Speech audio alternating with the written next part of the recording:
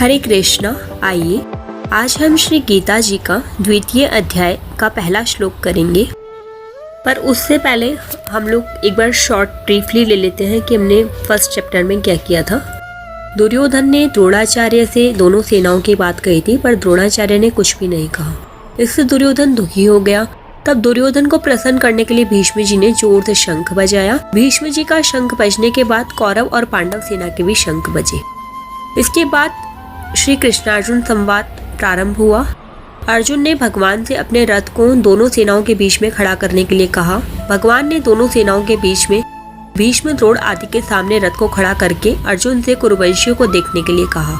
दोनों सेनाओं में अपने ही स्वजनों संबंधियों को देखकर अर्जुन के मन में कौटुंबिक मोह जागृत हुआ, जिसके परिणाम स्वरूप अर्जुन युद्ध करना छोड़कर बाण सहित धनुष का त्याग करके रथ के मध्य भाग में बैठ गए। इसके बाद विषादमग्न अर्जुन के प्रति भगवान ने क्या कहा, यह बात धृतराष्ट्र को सुनाने के लिए संजय दूसरे अध्याय का विषय प्रारंभ करते हैं। संजय उवाच तम तथा कृपयाविष्ट मश्रुपूर्णाकुलेक्षणं विषीदन्तमिदं वाक्यमुवाच मधुसूदन। अर्थात संजय बोले, वैसी कायरता से व्याप्त हुए उन अर्जुन के प्रति जो कि विषाद कर रहे हैं और आंसुओं के कारण जिनके नेत्रों के देखने की शक्ति अवरुद्ध हो रही है, भगवान मधुसूदन यह आगे कहे जाने वाले वचन बोले। व्याख्या। तम तथा कृपयाविष्टम। अर्जुन रथ में सारथी रूप से बैठे हुए भगवान को यह आज्ञा देते हैं कि हे अच्युत, मेरे रथ को दोनों सेनाओं के बीच में खड़ा कर दीजिए, जिससे मैं यह देख लूं कि इस युद्ध में मेरे साथ दो हाथ करने वाले कौन हैं, अर्थात मेरे जैसे शूरवीर के साथ कौन कौन से योद्धा साहस करके लड़ने आए हैं। अपनी मौत सामने दिखते हुए भी मेरे साथ लड़ने की उनकी हिम्मत कैसे हुई।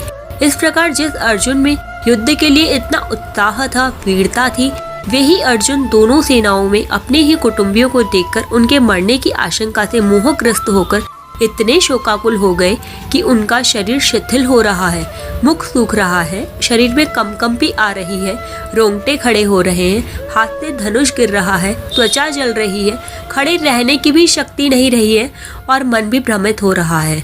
कहाँ तो अर्जुन का यह स्वभाव कि न दैन्यम न पलायनम, और कहाँ अर्जुन का कायरता के दोष से शोकाविष्ट होकर रथ के मध्य भाग में बैठ जाना। बड़े आश्चर्य के साथ संजय यही भाव उपयुक्त पदों से प्रकट कर रहे हैं। पहले अध्याय के 28वें श्लोक में भी संजय ने अर्जुन के लिए कृपया पर्याविष्ट पदों का प्रयोग किया। अश्रुपूर्णा कुलेक्षणम। अर्जुन जैसे महान शूरवीर के भीतर भी कौटुंबिक मोह छा गया और नेत्रों में आंसू भर आए। आंसू भी इतने ज्यादा भर आए कि नेत्रों से पूरी तरह देख भी नहीं सकते।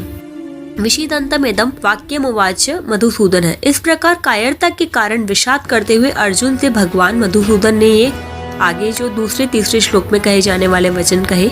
यहाँ विषीदंत मुवाच कहने से ही काम चल सकता था, इदम वाक्यम कहने की जरूरत नहीं थी, क्योंकि उवाच क्रिया के अंतर्गत ही वाक्य पद आ जाता है। फिर भी वाक्यम कहने का तात्पर्य है कि भगवान का यह वचन, यह वाणी बड़ी विलक्षण है। अर्जुन में धर्म का बाना पहनकर जो कर्तव्य त्याग रूप बुराई आ गई थी, उस पर यह भगवत वाणी सीधा आघात पहुंचाने वाली है। अर्जुन का युद्ध से उपराम होने का जो निर्णय था, उसमें खलबली मचा देने वाली है। अर्जुन को अपने दोष का ज्ञान कराकर अपने कल्याण की जिज्ञासा जागृत करा देने वाली है। इस गंभीर अर्थ वाली वाणी के प्रभाव से ही अर्जुन भगवान का शिष्यत्व ग्रहण करके उनके शरण हो जाते हैं। संजय के द्वारा मधुसूदन कहने का तात्पर्य है कि भगवान श्री कृष्ण मधु नामक दैत्य को मारने वाले, अर्थात दुष्ट स्वभाव वालों का संहार करने वाले हैं। इसलिए वे दुष्ट स्वभाव वाले दुर्योधन आदि का नाश करवाए बिना नहीं रहेंगे। भगवान ने अर्जुन के प्रति कौन से वचन कहे, इसे आगे के 2 श्लोकों में हम कहेंगे, जो कि दूसरे और तीसरे श्लोक में है। दूसरे और तीसरे श्लोक की व्याख्या हम कल करेंगे। हरे कृष्णा, राधे राधे।